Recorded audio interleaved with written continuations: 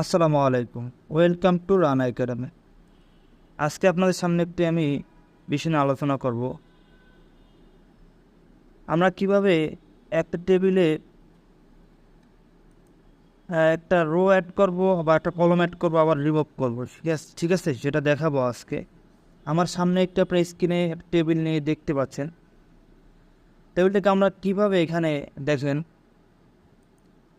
টেবিলটা এখানে আনার পরে বা টেবিলটা আমরা মেক করার পরে এখানে আমরা লেআউট বা ডিজাইনের অপশন আছে। আমরা লেআউটে যাওয়ার পরে এখানে দেখেন ইরেজার টুল আছে। ইরেজার টুল যেটা রিমুভ করা যাবে, দেখেন এটাভাবে আমরা রিমুভ করতে পারবো, আবার এইভাবে রিমুভ করতে পারবো, আবার এখান থেকে এটা এইভাবে রিমুভ করতে পারবো, যেভাবে ইচ্ছা আপনি রিমুভ করতে পারবেন।